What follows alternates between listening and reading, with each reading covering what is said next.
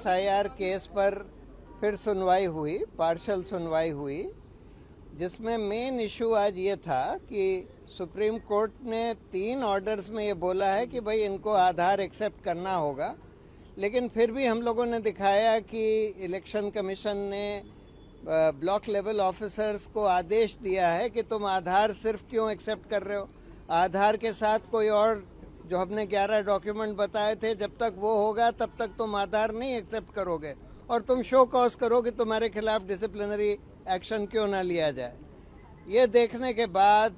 Court ने ये order किया है कि इलेक्शन कमीशन अपने सारे इलेक्टोरल रजिस्ट्रेशन ऑफिसर्स को आदेश इशू करे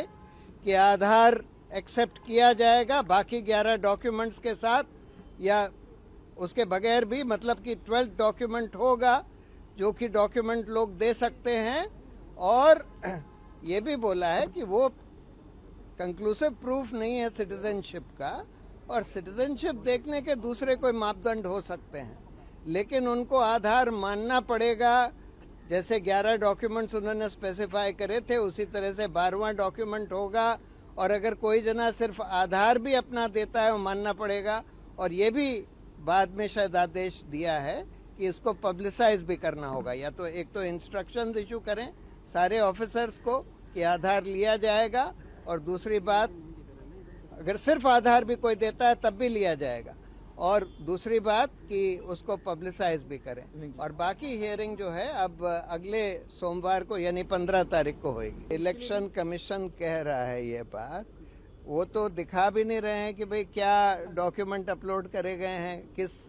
वोटर ने क्या फॉर्म भरा है, क्या डॉक्यूमेंट अपलोड करे हैं। देखिए, ये तो इसी से क्लियर है कि ये जो फॉर्म्स हैं ये इलेक्शन कमीशन ने खुद ही भरकर डाल दिए कि जो आवेदन आए हैं एक्सक्लूजन के, उसमें से बहुत सारे आवेदन हैं कि हमको क्यों इंक्लूड कर लिया ड्राफ्ट लिस्ट में, हम तो यहाँ रहते नहीं हैं, या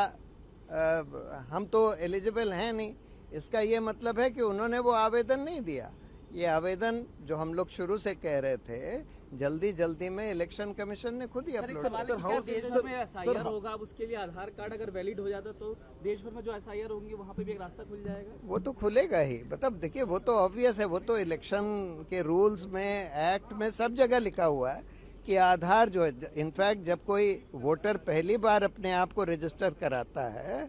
वो आधार दे सकता है फॉर प्रूफ ऑफ एज, आधार दे सकता है फॉर प्रूफ ऑफ रेजिडेंस।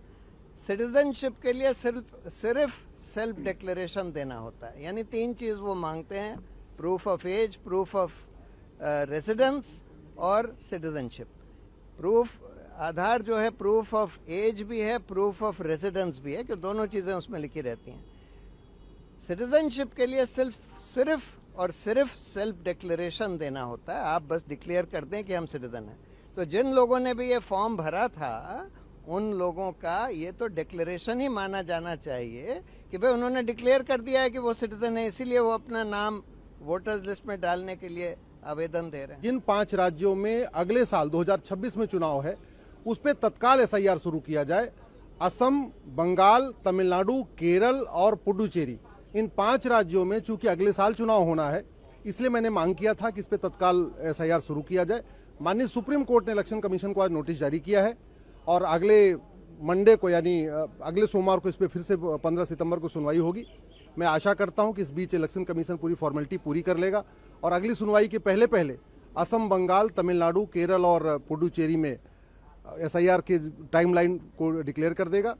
आज जो सबसे बड़ी बात हुई है कि माननीय सुप्रीम कोर्ट ने एडमिट किया है कि आधार सिटीजनशिप का प्रूफ नहीं है, आधार सिंपल आइडेंटिटी का प्रूफ है। और दूसरा, माननीय सुप्रीम कोर्ट ने यह भी एडमिट किया है कि इलेक्शन कमीशन इलेक्टोरल रोल बनाने के पोजीशन में यह भी चेक कर सकता है कि कौन व्यक्ति सिटीजन है कि नहीं है, क्योंकि इलेक्शन कमीशन का मैंडेट है कि केवल भारत के जो सिटीजन है वो उनका नाम ही इलेक्टोरल रोल में होना चाहिए। जो व्यक्ति भारत का सिटीजन नहीं है वो किसी भी कीमत पे वोटिंग का उसको अधिकार नहीं मिलना चाहिए। तो आज ये 2 चीजें भी और माननीय सुप्रीम कोर्ट की तरफ से क्लियर की गई हैं। मैं आशा करता हूं कि पूरे देश में सिटीजनशिप जल्दी शुरू हो जाएगा इन 5 राज्यों के बाद, और भारत में जो भी अवैध रूप से रह रहे हैं, चाहे वो रोहिंग्या हैं, चाहे पाकिस्तानी हैं, चाहे